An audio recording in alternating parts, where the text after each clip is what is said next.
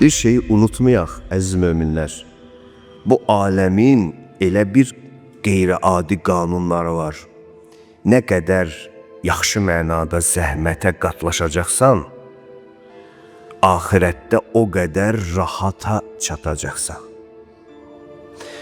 Nə qədər burada özünü rahat edəcəksən, axirətdə o qədər narahat olacaqsan. Nə qədər ki, bədəni və maddələri çox dolduracaqsan, o qədər məna bilgiləri, qeyb bilgiləri səndən uzaq qaçacaq. Bu, dünya burulğanının içində qurtula bilən insanları nəylə ölçmək olar, nəylə tanımaq olar? Bax insanlara, gör. Sözü ilə əməlləri, davranışı eyni olursa, sözü ilə davranışı eyniləşirsə, bil ki, o qurtuluş tapan insan olacaq. O bir dolanacaq, fırlanacaq, gələcək, Allah onu düz yolda qərar verəcək. Aman o insanın əlindən ki, sözü başqa şey deyir, əməli başqa şey göstərir. Bu münafiqlikdir, bu riyakarlıqdır, bu, bilirsiniz nədir? Bu böyük hiləgərlikdir. Böyük hiləgərlikdir. Bəzən yox deyəndə də qorxmayın bir şey yox demək üçün. Amma düz olun, yox deyin və yoxun arxasında dayanın. Bəli deyin və bəlinin arxasında. Amma təki sözlə əməlin bir olsun. Allah sözümüzlə əməlimizi hamımızın bir olan bəndələrindən qərar versin inşallah.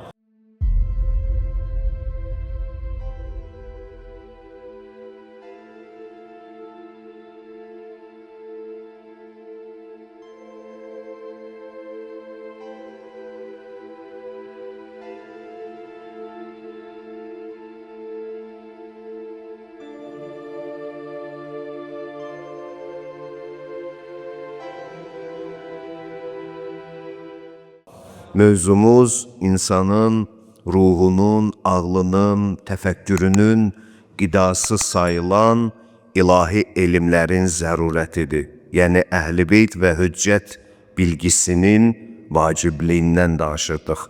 Belə deyirdik ki, insan ömrünü heç bir zaman cahil yaşamamalı, insan ömrünü, dəyərini yüksək dərəcədə bilməli və nə qədər həyatın içində olanların mahiyyətini bildiksə, ruhumuz bir o qədər böyük olmuş olacaq və xüsusilə axır zamanda baş vermiş din adı altında şou xarakterli davranışlardan imanımızı elm silahıyla qoruya biləcəyik. Söhbət yenə də Allahın ilahiyə aparan elmlərdən gedir və bu yalnız mollaxanadan danışılmır. İnsan yaşadığı dünyasına, həyatına böyük bilgi gözü ilə və bilgi həvəsi ilə baxmağı imanına borc bilməlidir. Namazın batini dünyası, ibadətlərin batini keyfiyyəti məhz o bilgidən asılıdır. Bu haqda danışırdıq, neçə cümələrdir və düşünürəm ki, bir neçə cümələr də hələ mövzunu davam etdirəcəyik. Çünki bizim dediyim kimi imanımızı qorumağımızın ən böyük amillərindən sayılır, əziz möminlər. Tarix boyu cahillik məzəmmət olunub bütün böyük insanlar tərəfindən, başda da ilahi səfirlər tərəfindən. Bilgisiz və cəhalətlə ibadətin özü belə sərt şəkildə məzəmmət olunub. İbadət, abidlik, çox ibadət eləmək insana elm qazandırmır. Birazdan oxuyacağım mübarək hədislərdə özünüz də savad və bilgi ilə yaşayan insanların ibadətini, savadsız və bilgisiz yaşayan insanların ibadətindən fərqini hiss etmiş olacaqsınız. Və axır zamandayıq. Elm və savadın həvəsinin insanların içində öldüyü bir zamandayıq. Çox şou xarakterli işlərin insanlarda həvəs yaratdığı bir zamandayıq. Belə bir dönəmdə insan mütləq şəkildə daxili dünyasına diqqət eləməlidir. İcazənizlə Səmaə adlı ravinin İmam Cəfər Sadiq əleyhisselamdan bir ayə haqqında soruşduğu mübarək hədislə başlayım. Quranda bir ayə keçir. Bunu çoxunuz da bilirsiniz. Bilənlər üçün təkrar olsun, bilməyənlər üçün də yeni bir xəbər kimi, məlumat kimi olmuş olar. Mən qətələ nəfsən fəkəənnəmə qətələn nəsə cəmiə. Hər kim bir cana öldürsə, bir canı qıysa, elə bilsin ki, bütün canları öldürüb, bütün canlara qıyıb. Və mən əhyəha fəkəənnəmə əhyən nəsə cəmiə. Və hər kim bir canı, bir ruhu diriltmiş olsa, ona həyat versə, ehya etsə, o elə bilsin ki, bütün canları dirildib, bütün ruhları dirildib, bütün insanları diriltmiş sayılır. Səmaə adlı şəxs deyir, mən bu ayənin mənasını İmam Cəfər Sadiq əleyhissalamdan soruşdum ki, Uca Allah bu ayədə nə demək istəyir bizə? Mövlamız buyurdu, mən əxrəcəha min zəlalim ilə huda. Hər kəs bir başqasını zəlalətdən çıxardıb hidayətə doğru istiqamət verməyi bacarsa, bu yalnız namaz, oruc, ziyarət anlamında deyil, yəni həyatının bütün sahəsində yanlış olan bir şeydə qarşısını alıb onu doğru olan, hidayət olan bir şeylərə istiqamət verməyi bacarsa, İmam buyurur ki, fəqət əhyaha, elə bil o bütün canları diriltmiş sayılır. Və mən əxrəcəha min hudən ilə zəlalin.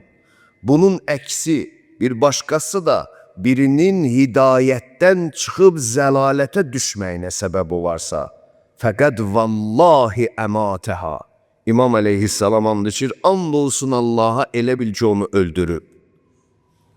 Yəni, bugün dini camiyyədə inanclı insanlar üzərinə düşən vəzifələrini məsumların bilgisi səviyyəsində, bilgisi istinadında yaşaya bilmirlərsə, inanın mənə həmin camiyə, həmin toplum vallah ruhən ölmüş bir camiyədir. Nə olsun ki, bədənləri gəzir. Əgər bugün dində haram olan üslub insanların baxışında adi bir şey kimi qarşılanırsa, 12 məsum insanın məsum elmi çərçivəsindən kənar davranışlar varsa, bilin o camiyə ölü bir camiyədir. Baxmayaraq ki, onların bədənləri gəzir. Məyyutun beynəl əhya təbirinə oxşuyur. Yəni gəzən meydlər, gəzən cənazələrdir bunlar. Hidayət özünə məxsus normativi olan bir məfhumdur. Hidayət, yəni doğru yolu tapmaq. Doğruluq isə insanın özü ilə ölçülmür, şəxsi qərarları ilə ölçülmür. Çünki insanın özünün ölçdüyü doğrular həmişə nisbi olub, nisbi də qalacaq. Bunu mən demişəm, bu mübarək hədislərimizin bizə təlim etdiyi məqamdır. Doğruluq sənə görə bir ayrı şeydir, mənə görə bir ayrı şeydir. Yəni, hər kəs üçün həqiqət özünə qaydırsa, əgər nisbidir, sən doğru gördüyün şeyi mən doğru görməyə bilərəm. Mən doğru bildiyim şeyi sən də yanlış görə bilərsən. Bəs doğruluğu, düzlüyü, hidayəti kim, hansı dəyərlər əsasında təyin edir? Əlbəttə ki, yaradan, əlbəttə ki, göndərdiyi elçilərin elmi tərəzisi üzərində müəyyənləşir. Doğruluq onunla ölçülür. Onların dediyi tərzdə olanda olur hidayət. Yəni, biz əslində hidayəti vilayət anlamında da qəbul etsək, heç də yanılmış olmarıq. Yəni, hidayət məsum vilayəti anlamındadır. Çünki ən doğru olanlar onlardır. Çünki ən doğru elmə sahib olan onlardır. Çünki onları biz deyil də yaradan özü seçmiş olur. Bu qanun, bu dəyər bugün də keçərlidir, hörmətli möminlər. Bugün də keçərlidir. Dini camiədə gördüyünüz rəftarları məsumların elmi ilə ölçməlisiniz. Əgər onların dediyi kimidirsə doğrudur və hidayətə səbəb olar, deyilsə elə zəlalətdir.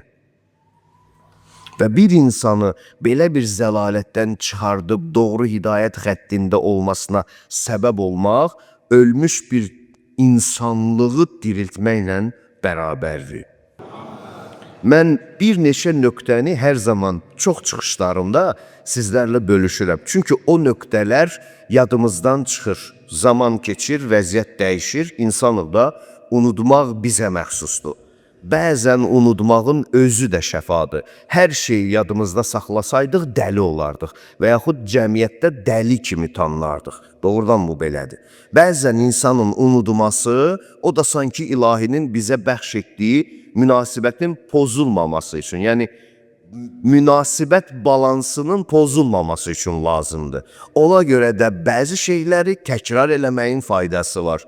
Mübarək hədislərdə deyir ki, insan dərsi bir dəfə oxuyur, amma təkrar lazım olsa 1000 dəfə olunmalıdır. Çünki təkrar insanın unutduğu nöqtələri dəfələrlə onun yadına salmış olur.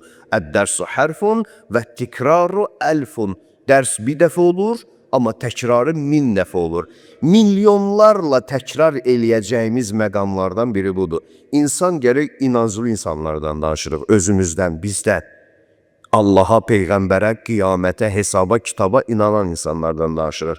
Birinci özündə doğruluğu ölçən meyarı düz təyin eləməlidir ki, mənim üçün doğru olan və doğruluğu mənə çatdıran və sabit edən meyar nədir və yaxud kimdir və yaxud nələrdir və yaxud kimlərdir. Bunu özündə təyin eləməlidir.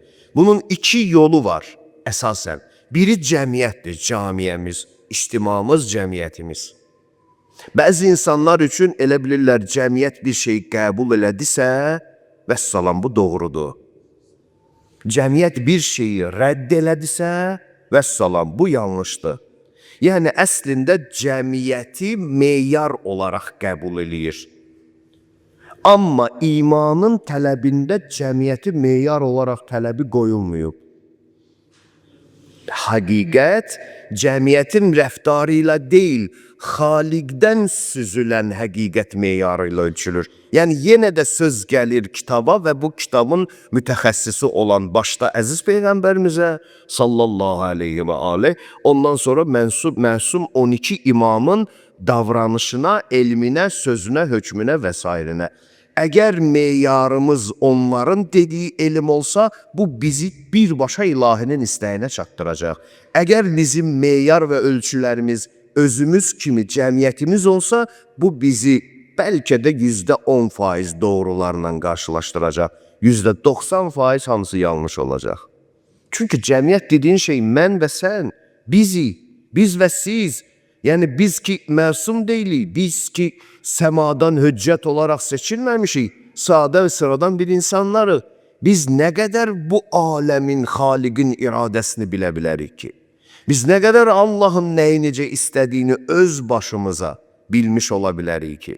Yəni diqqətli olun, ya tərəzini cəmiyyət qoyacaqsınız bu ömrünüzdə, ya da hüccətin elmi qoyacaqsınız.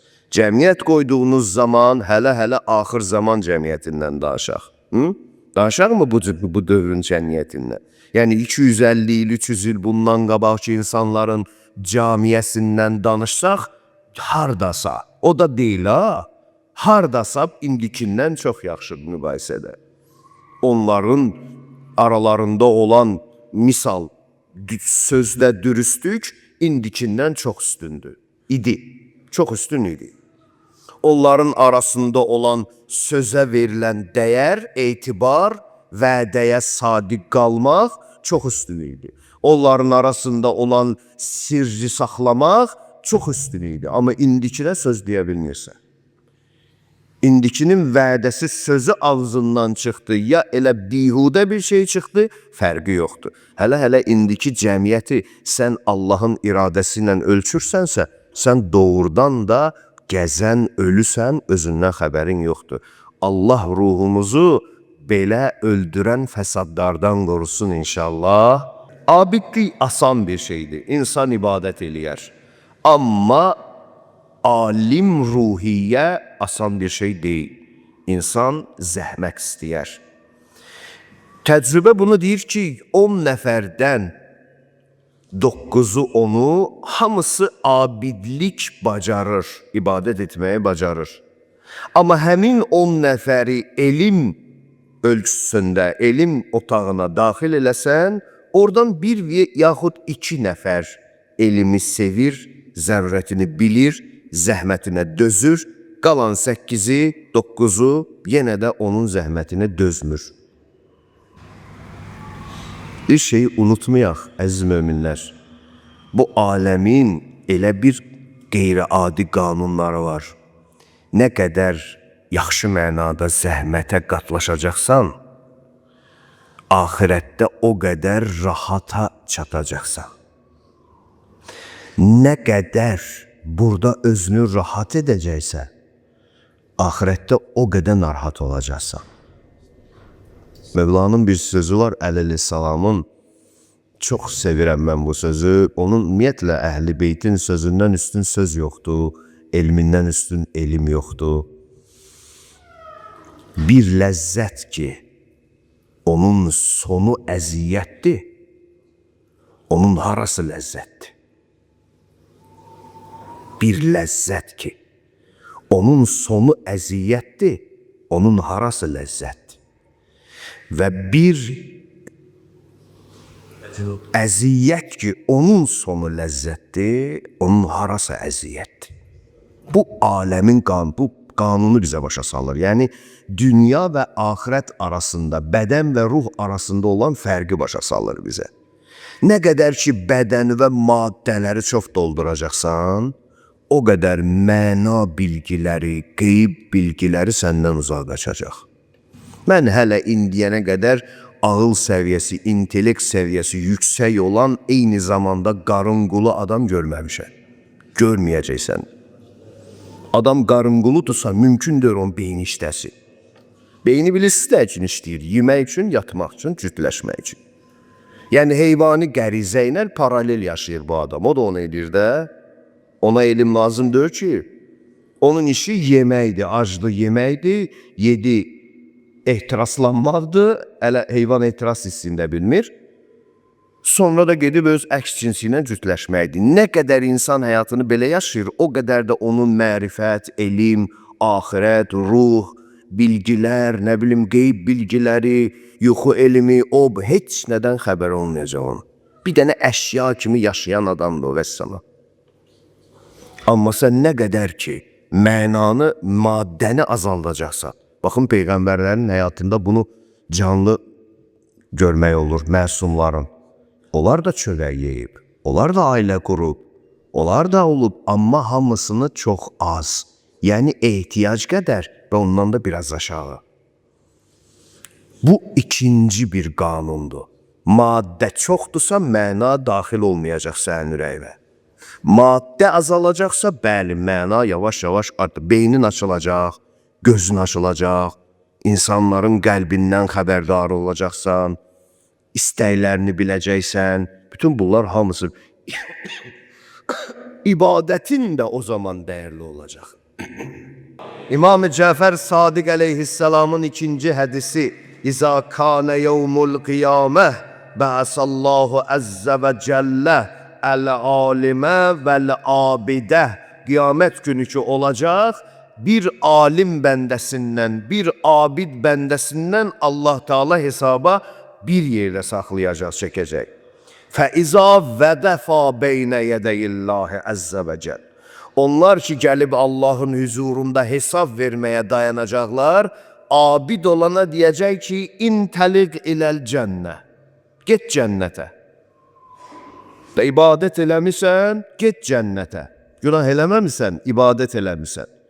Özünü götür, get cənnətə. Özünü götür, başqa sənin heç bir qabiliyyətin yoxdur. Get cənnətə. Amma o elmlə dolan ruhu insan ki olacaq, ona deyəcək ki, qif, təşfə linnəs bi husni tədibikə ləhum.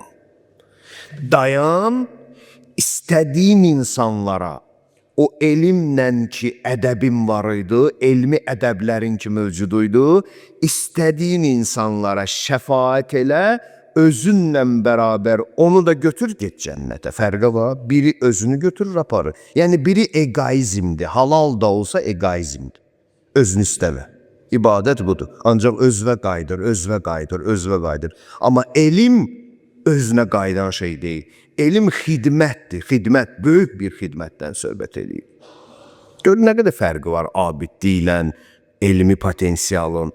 İndi baxıram mən indiki, nə bilim, namaz qılanlara, indiki, nə bilim, adını məddah qoyanlara. Getdi o məddahlara, yoxdur, onlardan harda var?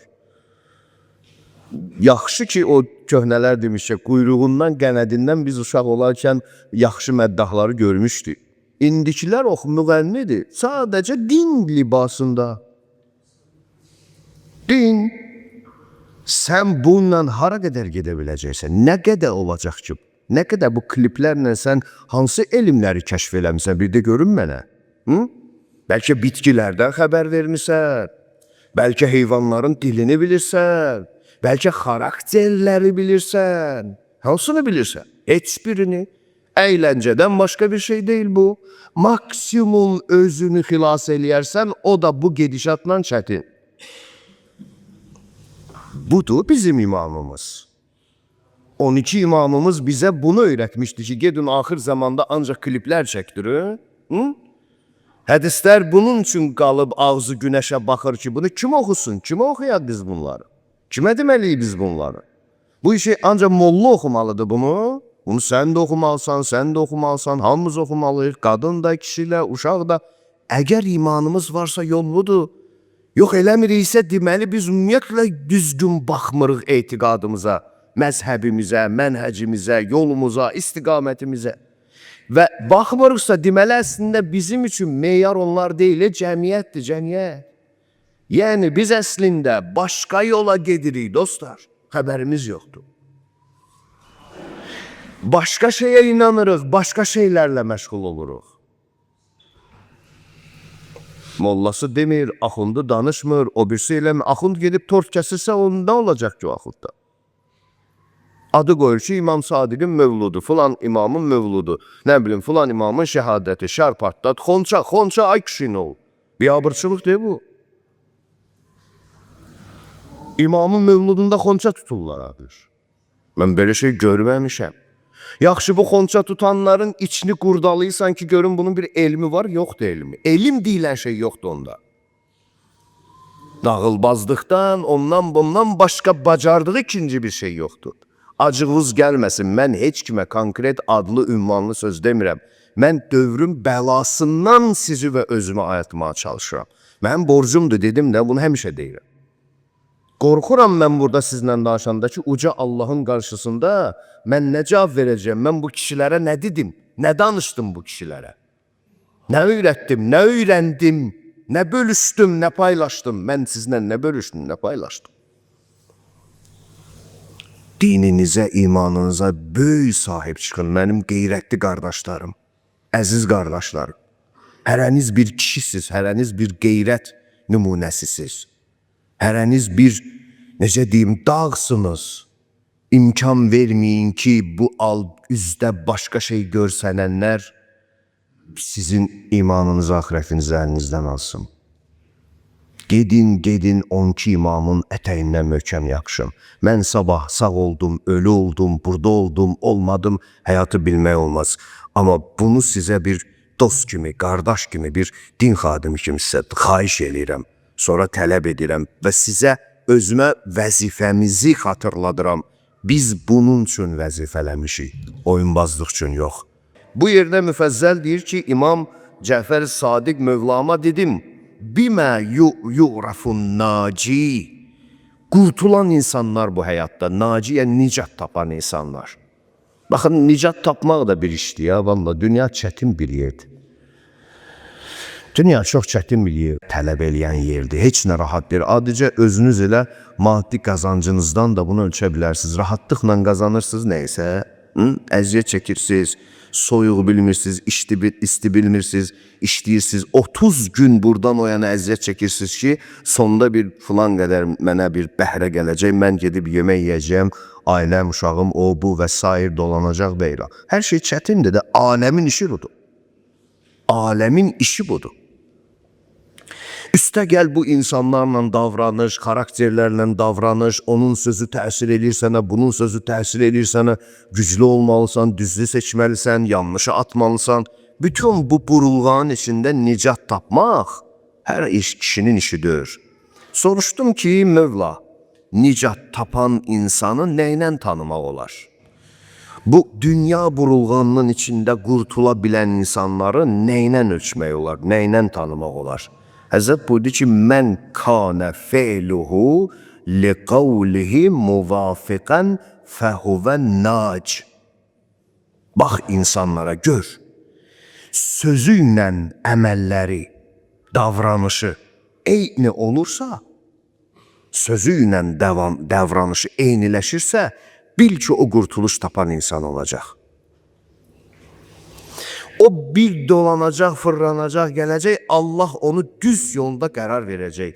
Aman o insanın əlindən ki, sözü başqa şey deyir, əməli başqa şey göstərir.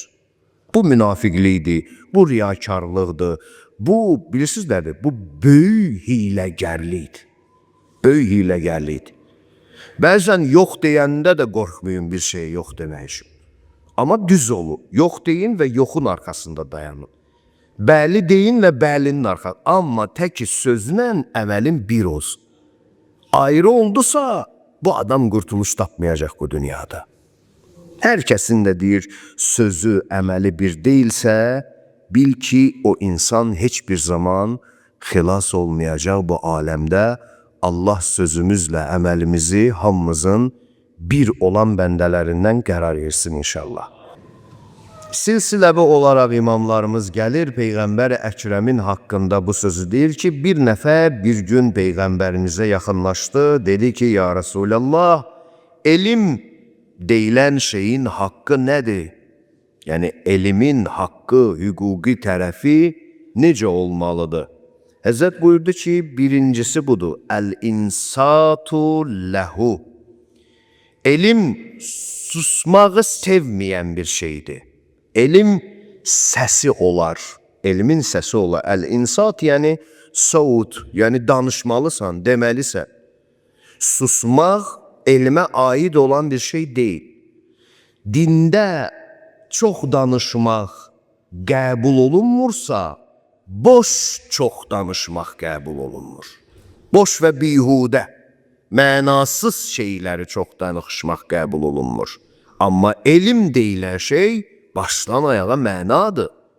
Onun susulması qəbahətdir, o gərək danışıla. Elmin səsi olmalıdır. Birinci haqqı budur. Susmaq elmə aid bir şey deyil. Susmaq cahilliyə aiddir. Cahilsənsə sus. Bilmirsən sus. İstinad edə bilmirsən sus. Xəbərin yoxdur düzündən, dəlilliyindən, sübutundan sus. Bunları sus. Amma bir şey ki elmdir, susma. Onu de, danış. Onun səsini çıxart. Onun sözünü de. Birinci haqqı budur. Əl-insatu ləhu. Elm gərək danışıla, elm gərək deyilə. Ardıca buyurur ki, summəməh. Sonra bəs nədir? Həzrət buyurur ki, əl-istima'u ləhu. Bir tərəfindən elmin səsidirsə haqqı, bir tərəfindən o səsi eşitmək də haqqdır.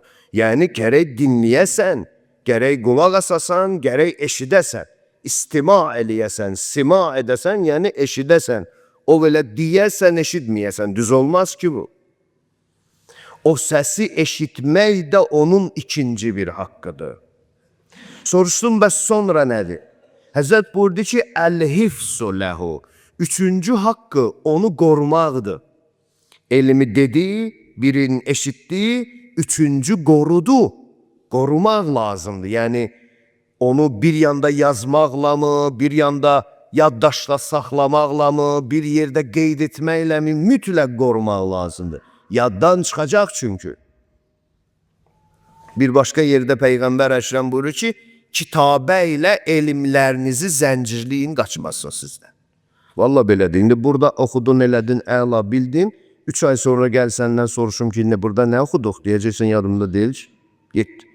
Onu zəncirləməsən, qaçacaq. Onun zəncirləməsinin ya gərək sən həddindən ziyadə hafizən güclü olsun. Axır zamanda bunu gözləmə. Bu qidalarla, bu internetlə, bu qarma-qarışıqla güclü hafizə göstərmə. Bu bir. Ya gərək o qədər hafizən güclü olsun ki, elə sən buradan deyilən kimi illərlə yadında qalsın. Bu imkansızdır. Bir yol qalır, yazmaqla qeyd eləyib zəncirləyəsən. Müminin həmişə kitabəsi olar da, orada elmi dəyərləri yazar, elmi sözləri yazar, fərqi yoxdur. Dediyim kimi, mən elmi bölmürəm. Siz ola bilər kimya elmindən elə bir hikmətli bir söz bilərsiniz ki, qeyd eləyin, yazın. O hikmətli söz sizin üçün Allahın qüdrətini sizə açıb qoyar qarşınıza. O da bir ibadətdir. Fizikası, coğrafiyası, din, nə bilim, hədis elmi, o bu hamısı. Hamısı. Bunun haqqıdır bu. Qorumaq. Sonra nədir buyurur? Həzrət buyurur ki, əl-əməlu ləhu. Ondan sonra gələn haqqı ona əməl eləməkdir. Demək, eşitmək, qorumaq və əməl eləmək. Əməl eləmək də borcudur. Əməl eləmək də haqqıdır. Haqq da, bilirsiniz də, haqq deyilən bir şey varsa, onun hesabı var deyən ona deyirlər, haqq və hüquq. Hüquqi məsələlər və s. və nədir o? Yəni onun hesabı var. Həm doğrudur, həm də o soruşulacaq bir şeydir. Bu mənada ona deyirlər, haqqdır. Əməl eləmək də onun üçün lazımdır. Eşitdin, bildin, səsi çıxdı elmin, eşitdin, qorudun, əməl elə, ardıca 5-ci haqqı gəlir. Sümmən nəşruhu, sonra da onu yaymaq, onu parçalamaq, onu nəşr etmək, yəni onu yayıb çoxaltmaq lazımdır. Belə olan halda insanların içində elm artar, iman artar, əqidə möhkəm olar, əxlaq təmizlənər. Belə olar da, yoxsa çıtma ilə, nə bilim, zurna ilə, barabanla, oyla, bu işlər olmaz ki. Olmur da onsuz da.